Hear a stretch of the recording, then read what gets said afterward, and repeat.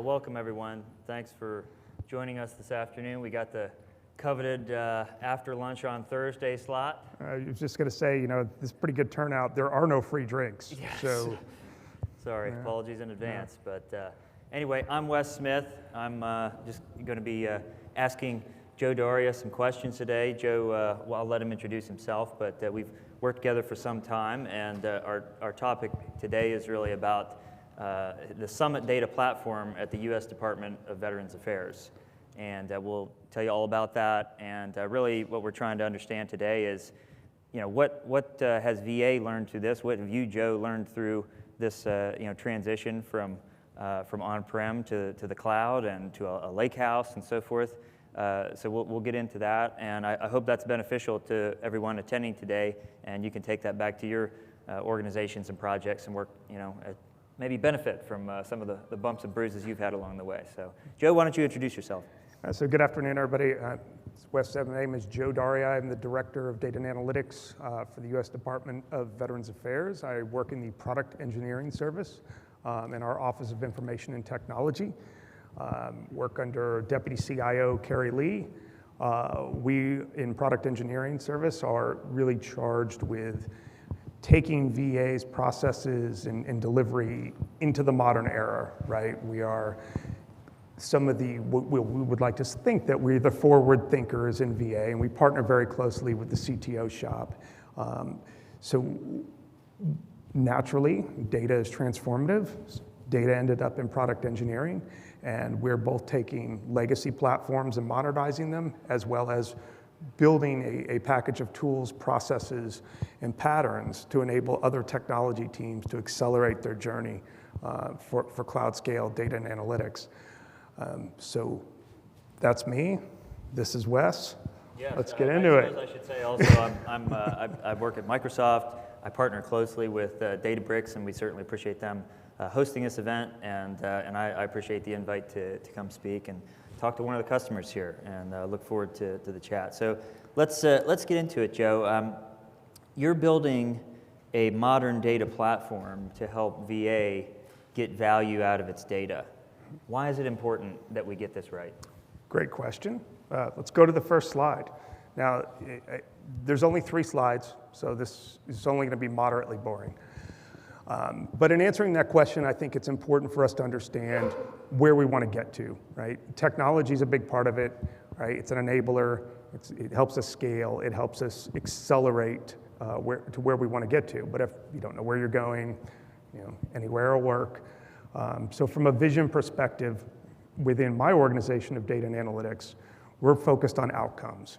We want positive outcomes for veterans and their families, enabled by VA's data-driven culture that continuously improves the delivery of world-class benefits and services. That goes side by side with the fact that I believe, from a VA perspective, we've got the best mission in government. We take care of people who signed up and gave large portions of their life to defending this country, and that's a great mission. And I think we always have opportunities to improve in the way we deliver that message. Deliver the message about how we're going to continuously improve, and that's going to be by learning from our own data, right? And so our mission here in building the Summit Data Platform, and why we have to get it right, is because we do need that integrated ecosystem. And it starts at data management, right? You can't start at AI. You can't start at analytics. You have to understand what your ecosystem looks like, where your authoritative data sources are, and how you're going to onboard them into a common platform in a way that's going to make them accessible as enterprise data assets. And you got to have the tools there, right? But more importantly than that, when you talk about how do you get it right, Wes, you got to bring the people along with it. We have a very large organization, over 400,000 employees, and every single one of them is going to benefit from these insights. And if we don't get it right, we're going to lose access to some of probably the best, what would you say, Wes, the best healthcare training data set there is probably on the planet. And still largely untapped. And still largely untapped, right? So, I mean, that's the nutshell version of that. But, more importantly, what we're trying to do and why we want to get it right is because my team can't do that for VA, right? We can't build every authoritative data product. We can't onboard every authoritative data system, right, from a transactional perspective.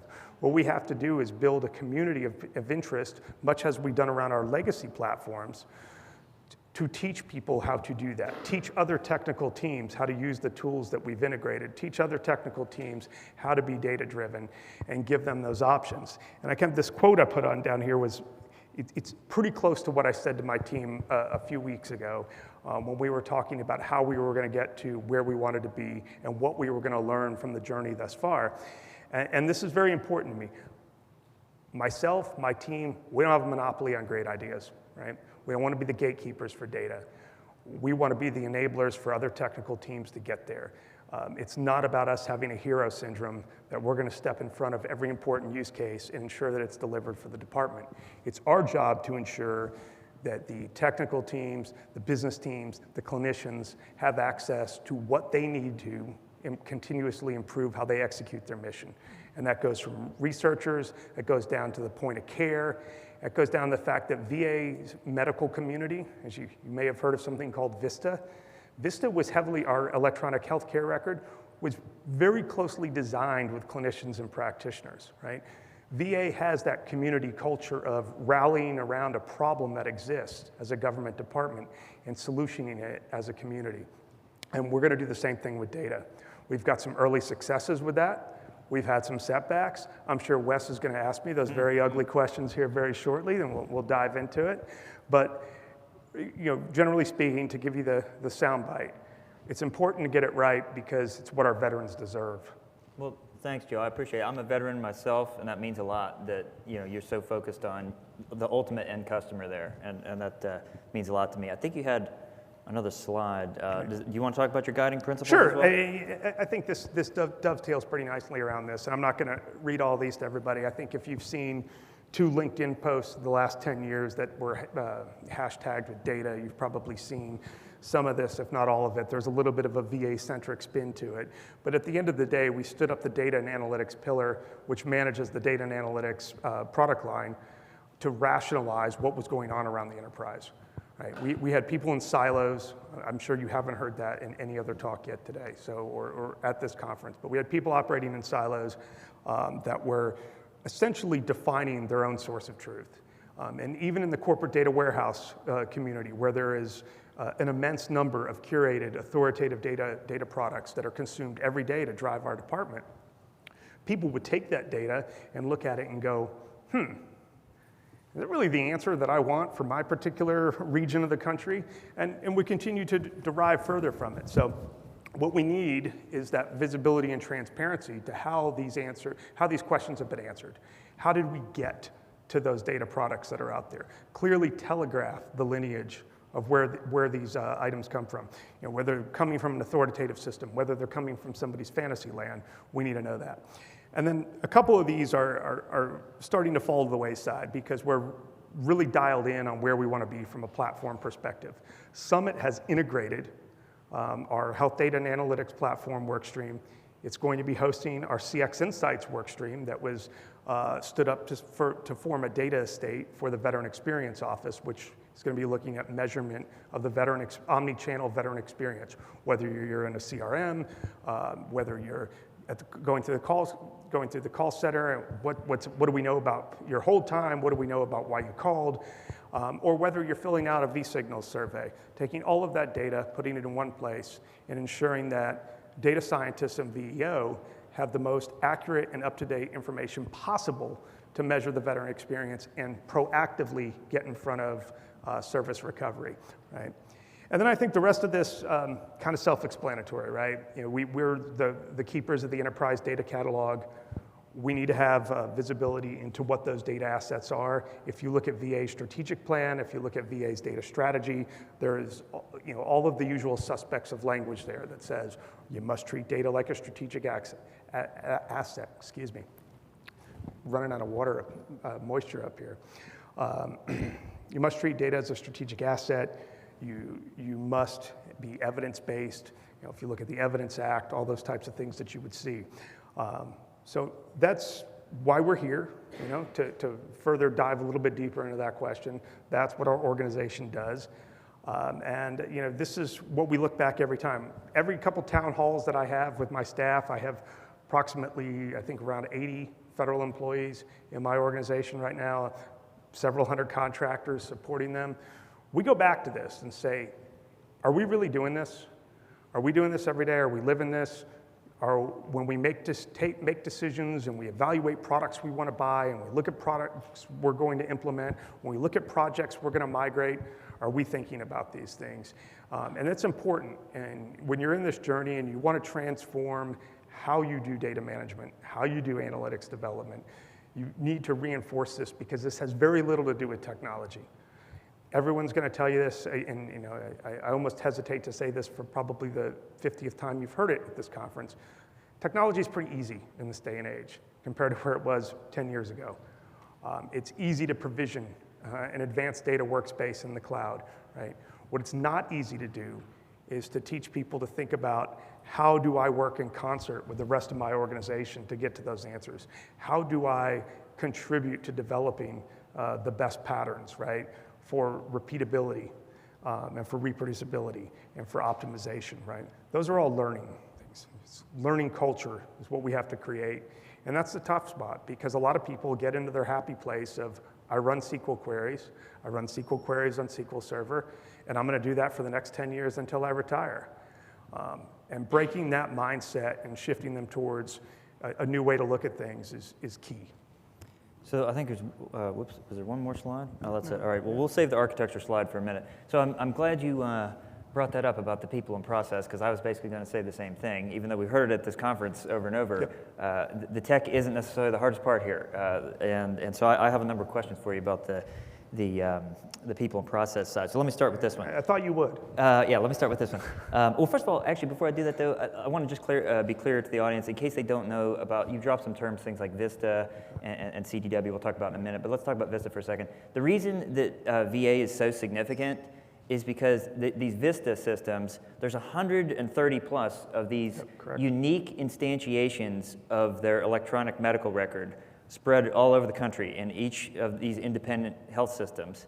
And if you've seen one Vista, if you've seen one Vista, you've seen one Vista. So this is an extremely difficult challenge that his team is dealing with, in that gathering all this data so that it can be looked at holistically.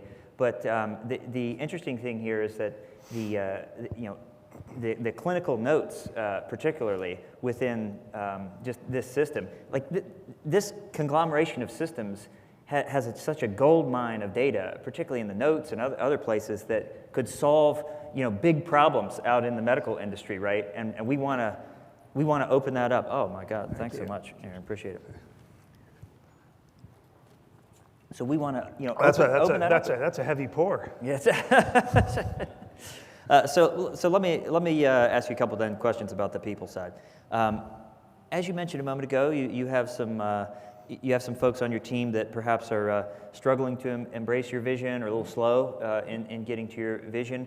And if your own team isn't jumping on board, how are you going to get your end customers there? So that's why I want to ask you, like, how are you approaching that challenge of your own team, getting with the program so that you can then enable the rest of the organization? Yeah, so it's partly carrot, partly stick, mostly carrot. I think when you look at folks who've been doing data management and traditional data warehousing for 25 years, right? What's their problem, right?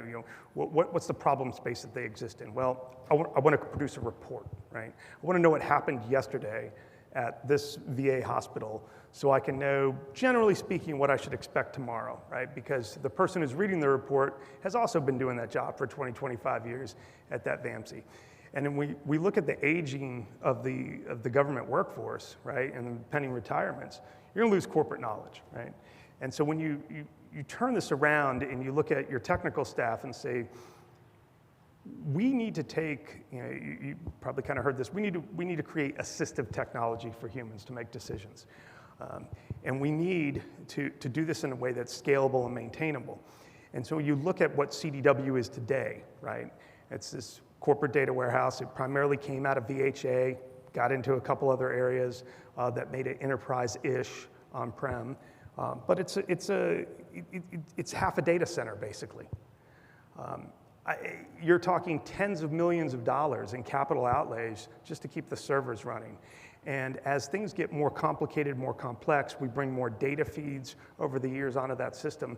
The staff that supports it is coming to the realization that while they know how to manage it, they're incapable of actually managing it because there's too much data, there's too much human intervention required, and they have to copy data too much. We're at the point where this is a multi-petabyte environment that probably could be reduced down to 500 terabytes or whatnot if you take a real legitimate medallion approach, which we have, right? It's measurably, improvably more efficient to do what we're doing in the cloud, and our teams are starting to see that. And we focus on this by providing days of training, right? Continually reinforcing the strategy, post-mortem everything that goes wrong on-prem and explaining why that probably wouldn't have happened in the cloud. And we've been doing that for 2.5 years, right? And I would say that we went from 85% of our staff that was skeptical, maybe hostile. Some. Yes, maybe some. Down to, I think we're really down to 25%. A quarter of our staff is now just skeptical. There's not a lot of anger, there's not a lot of fear.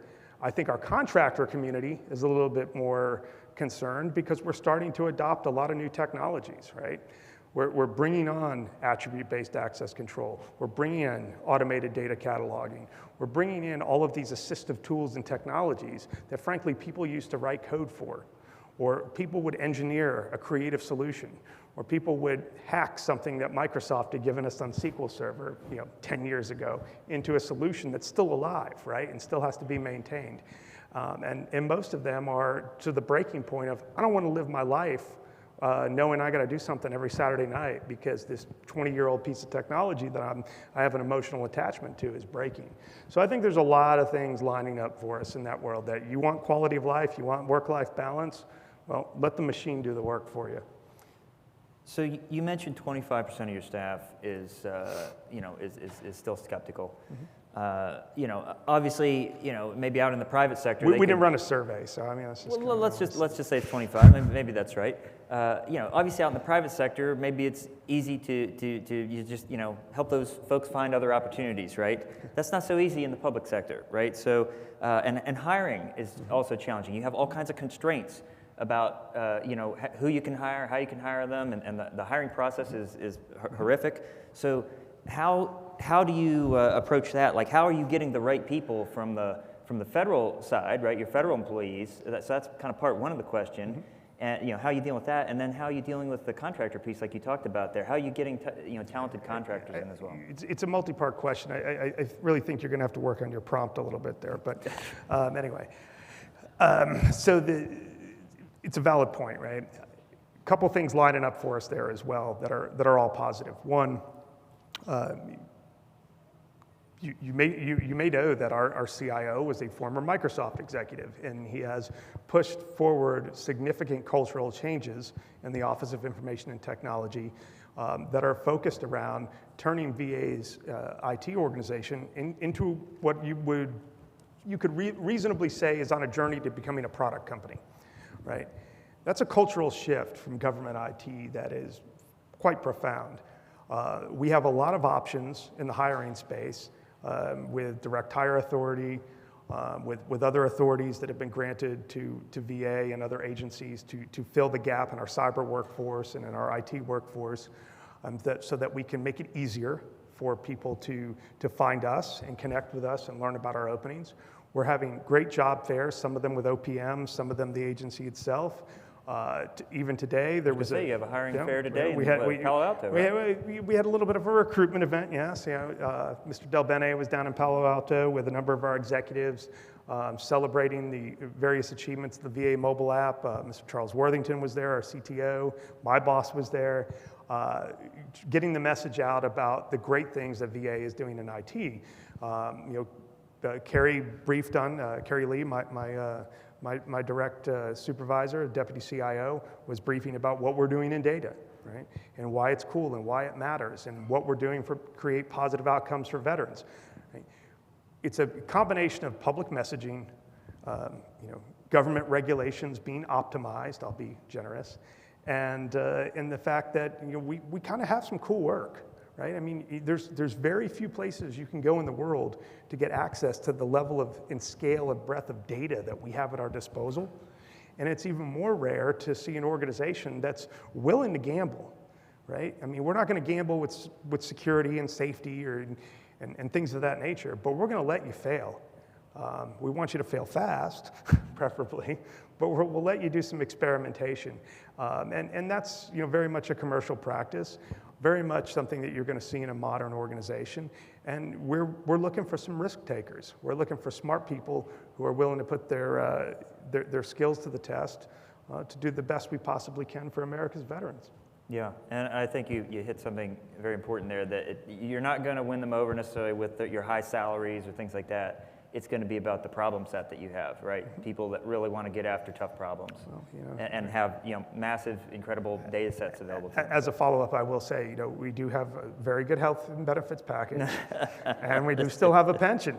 Yeah, that's great. What about the contractor piece? Any commentary about the contractor piece? Are you able to get talent there?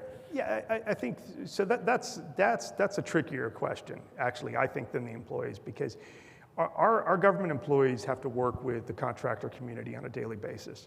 And if you look across VA and you take a survey of, I need to go find people that are going to help me get to the cloud, or I'm going to find people that are going to be a great data engineer, or I'm looking for a data scientist to create insights on this awesome data set that I have.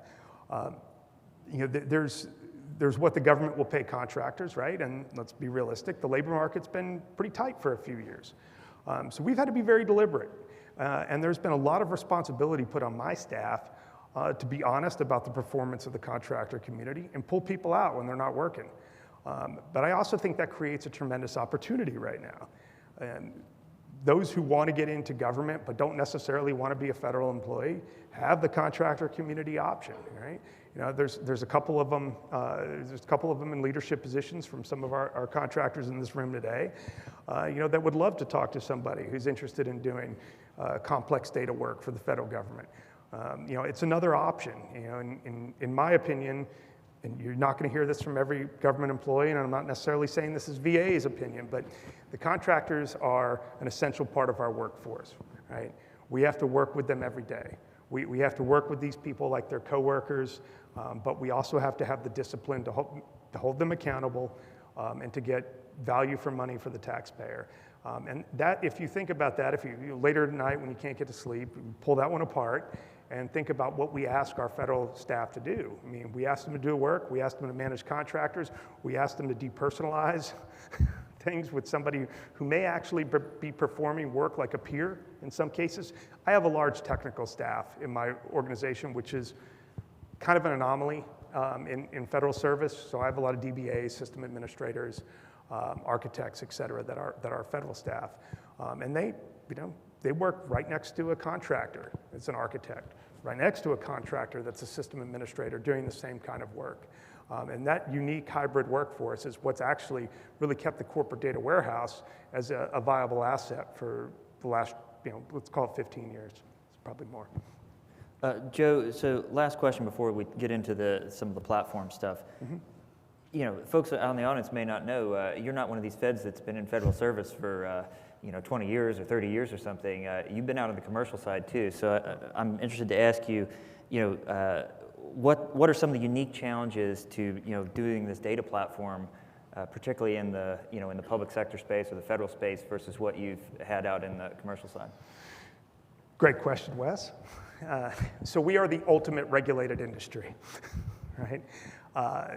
For a lot of reasons, right? There's a lot of trust in what we do as an organization, quite apart from the fact that we deliver healthcare, we deliver benefits determinations, we provide insurance. We do a lot of things, air quotes, at VA, right, for active service members and veterans and their families. And with that comes great responsibility. So it's understandable to know that we, maybe sometimes have a little bit of hesitation when it comes to adopting the latest technology.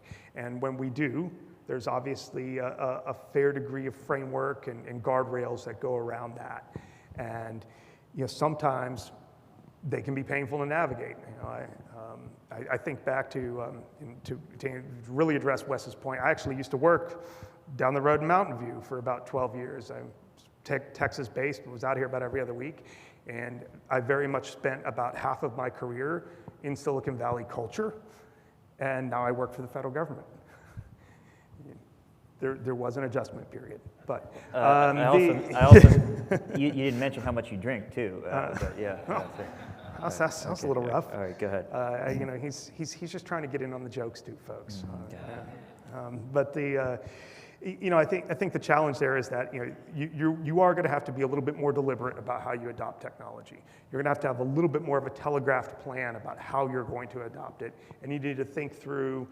And really, commercial world is moving to this now. 20 years ago, the commercial world did cybersecurity as an afterthought, right?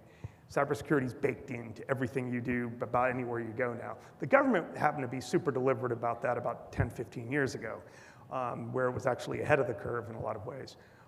So, credit to us. I wasn't there, so I can't take credit for it. But that's really the difference. You have to have a little bit more intentionality about how you're going to do things. It doesn't mean you can't. It just means you got to be a little bit more insistent. But it is an opportunity for you to, if you like playing games, right? If you like figuring out what the rules of the games are and navigating it and having a strategy around that, you're going to have that opportunity at a much lower level in federal service than you would in the corporate world.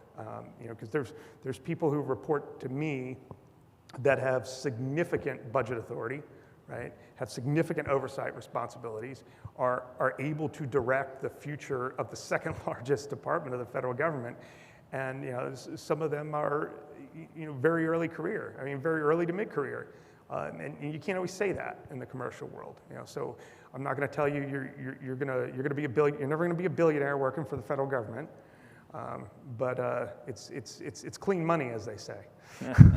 So Joe, let's talk about the platform a little bit now. Yep. with the remaining time that we have. So you mentioned CDW earlier. I think one thing to understand is that even within VA, CDW means different things depending upon the context in which it is used, right? So in certain contexts, CDW refers to one of your kind of curated data products, right? But then in a different context, in a different conversation, CDW may be referring to sort of an ecosystem or a community or a conglomeration of the data product plus governance tools and other things. So can you talk a little bit about CDW, and then let's advance the slide and show what the Summit data platform looks like. Absolutely. So I think it is probably closer to 20 years ago, there was this notion of we have all of these Vista sites, and all of these Vista sites are configured a little bit differently, and we need a consistent way to report out on all of these hospitals, right?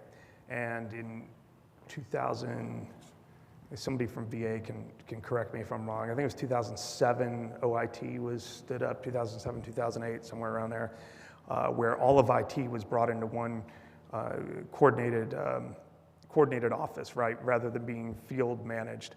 And at that time, the regional data warehouses that were out supporting each of these hospital regions merged, right? And in that merge, there was an opportunity to create a universal data set of health data for operational reporting at the hospital level, for pop health analytics, to provide to our research community.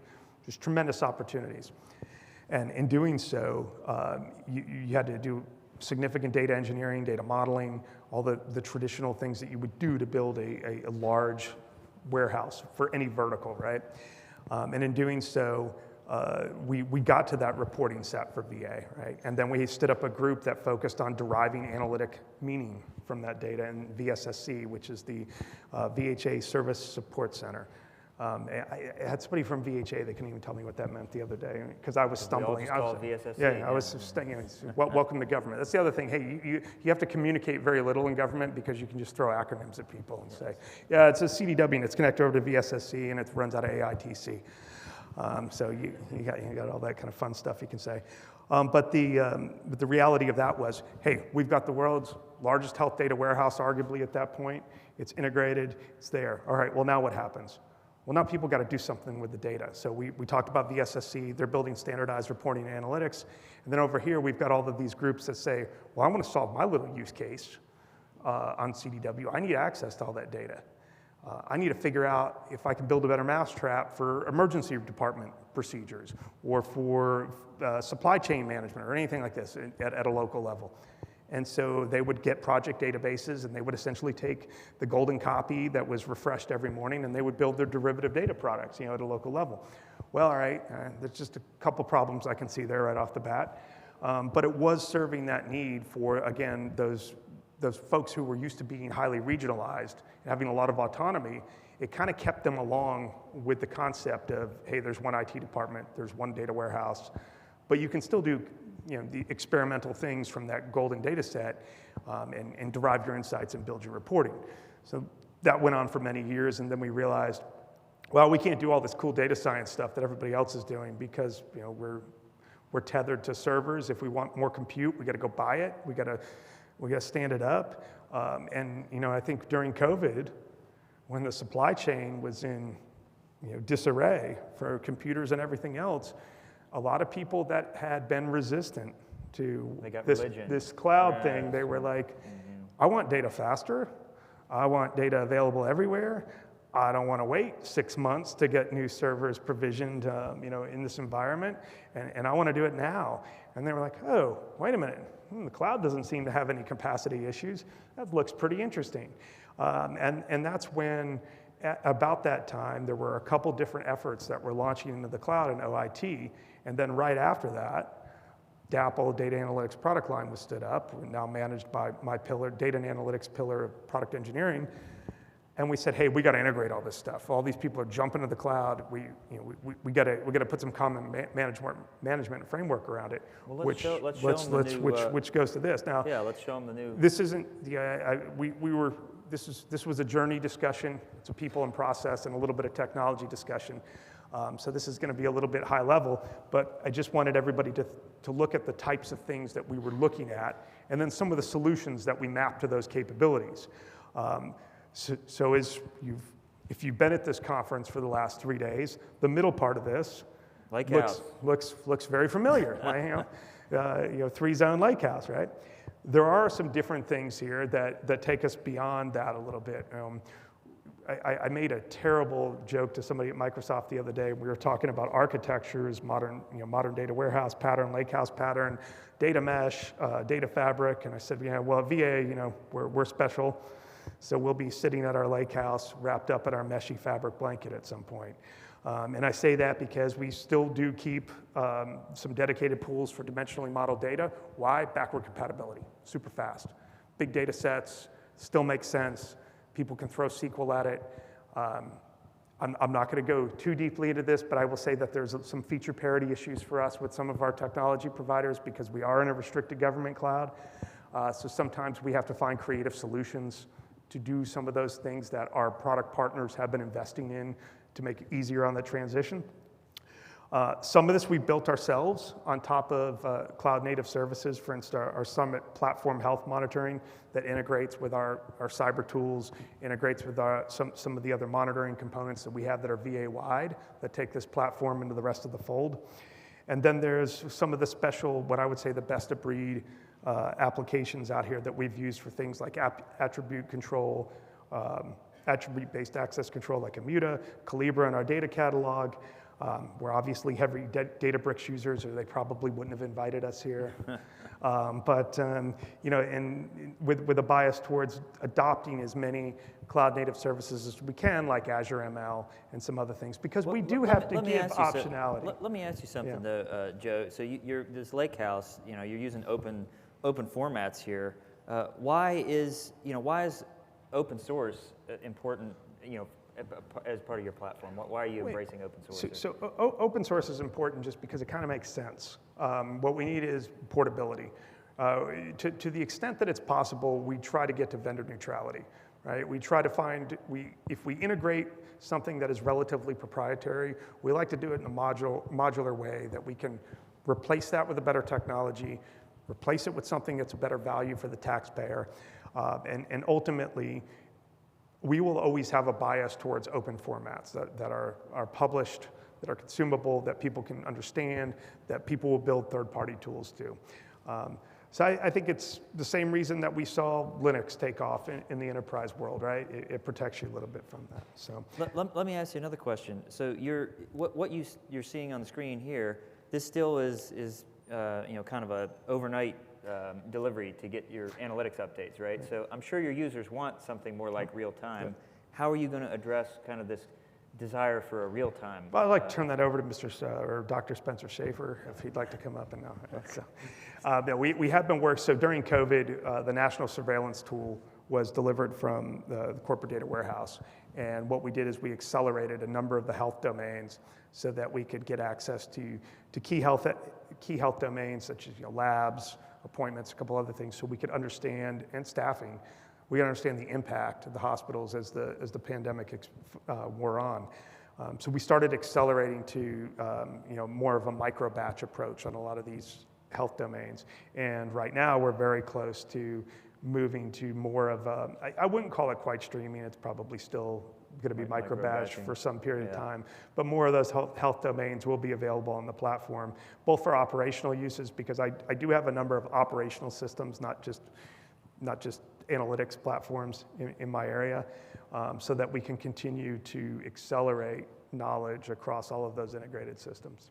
I have two final questions for you. So what historically the corporate data warehouse has been very much a self-service. You provide a data product, people take BI tools and so forth and kind of run with it. You mentioned use the database for various reasons.